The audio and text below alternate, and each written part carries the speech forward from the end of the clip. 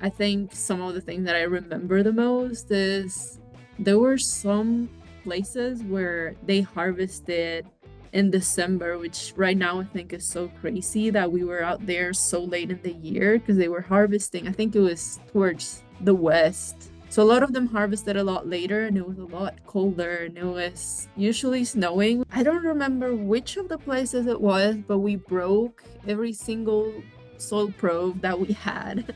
So that was a pretty miserable day. It was that cold and that dry, so wasn't the most productive day, but yeah, I was just always happy that everybody was willing to go out there to the field with me, even if it was very miserable. So I'm very appreciative of that.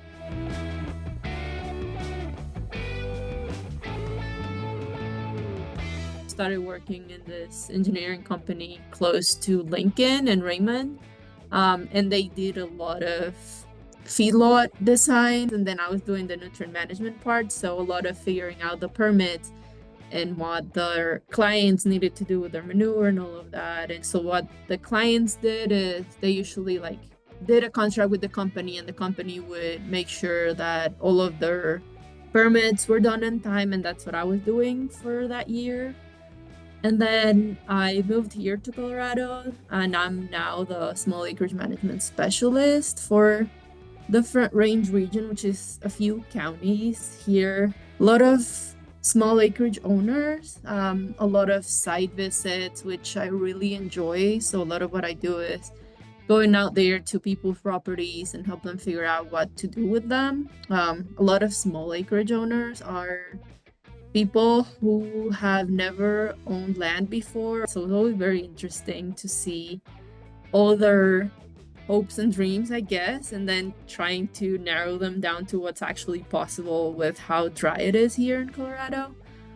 I work a lot with horse owners, which is a whole different thing that I wasn't used to, and it's been interesting. I've learned a lot about pastures, which it wasn't my biggest strength before. And now I've learned to appreciate them a lot more.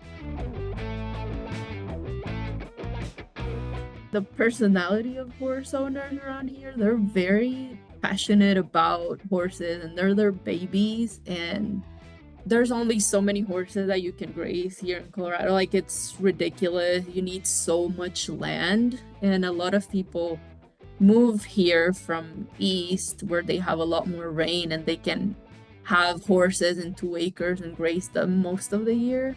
And that's definitely not what happens here. And so they have this vision that they want to keep their horses out there happy all day, every day of the year in the pasture. And when you come here, the reality is that you either do that or you have grasses growing.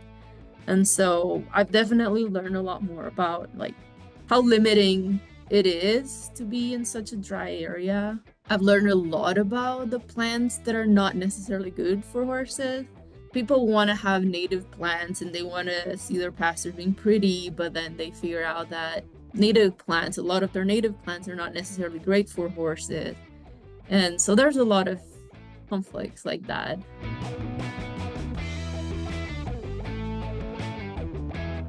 I met a lot of people who recently started working in extension, and it's that same feeling. Like at the beginning, you only know what you learn in grad school, and that might not be necessarily what people are asking you, but you do have the skills to learn how to research those things. And I feel like with the work that we did at Schmidt Lab in Nebraska, like I feel like we did learn a lot about talking to people and working with farmers, which was great, like that on-farm research aspect.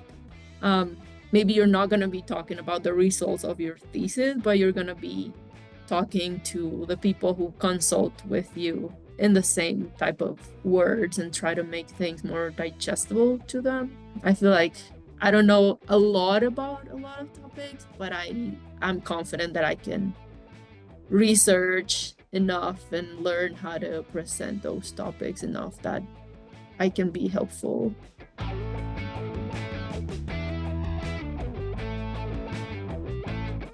It is a plus to like come here with speaking a different language and knowing a little bit of how people work in different countries. Like right now, I've been working with this group of immigrant women here, and they're all trying to do a little bit of farming and slowly starting to sell some of their products. So I feel like that's been very rewarding, just to be able to connect with people from other countries.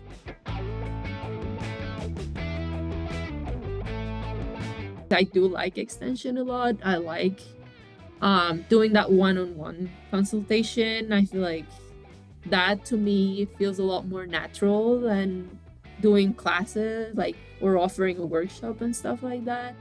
I still have a lot of time left in extension. I feel like I really enjoy it.